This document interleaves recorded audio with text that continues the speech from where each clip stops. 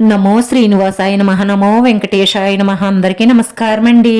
ప్రతిరోజు రాశి ఫలితాలు తెలుసుకోవడానికి ఇంకా మన ఛానల్ సబ్స్క్రైబ్ చేసుకోకపోతే ప్లీజ్ సబ్స్క్రైబ్ చేసుకోండి. లైక్ చేసి మీ పూర్తి సపోర్ట్ మన శ్రీనివాస ఛానల్ కి ఇవ్వండి.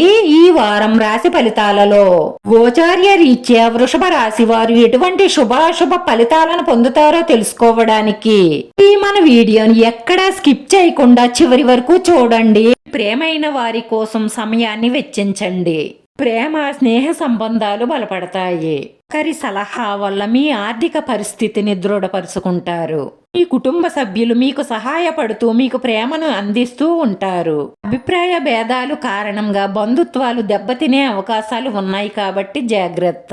ఈ వారం గ్రహచలన రీత్యా మీకు కలిసి వస్తుంది. సమయాన్ని వృధా చెయ్యకండి. వైవాహిక జీవితంలో కొన్ని దుష్పరిణామాలుంటే మీ కోపాన్ని నియంత్రించుకోవడం వల్ల పరిష్కరించుకోవచ్చు. అవకాశం ఉంటే భూమి బంగారంపై పొదుపు చెయ్యడం వల్ల మీకు లాభాలుంటాయి. మీతో కలిసుండే వారితో అసలు వాదనకు దిగకండి. వివాదాల్లోకి వెళ్లే ఏ విషయాన్నైనా సరే సామరస్యంగా పరిష్కరించుకోండి.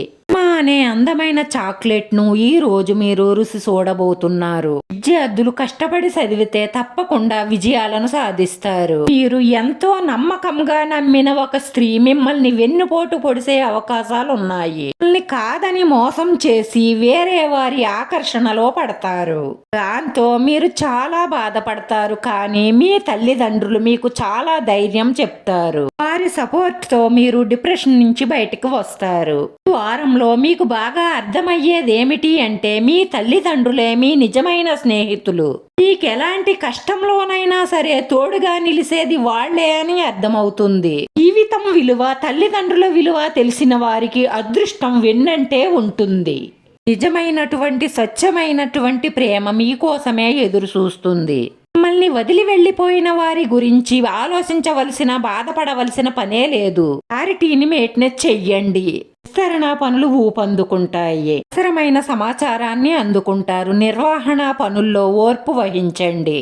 పెట్టుబడి విషయాలలో మెరుగుదల ఉంటుంది. అనవసరమైన ఖర్చుల కోసం అప్పులు చెయ్యకండి. బడ్జెట్ అందిన తరువాతే ముఖ్యమైన పనులు ప్రారంభించండి. ముఖ్యమైన నిర్ణయాలు తీసుకునేటప్పుడు తొందరపడకండి. ఆలోచించి నిర్ణయం తీసుకోండి.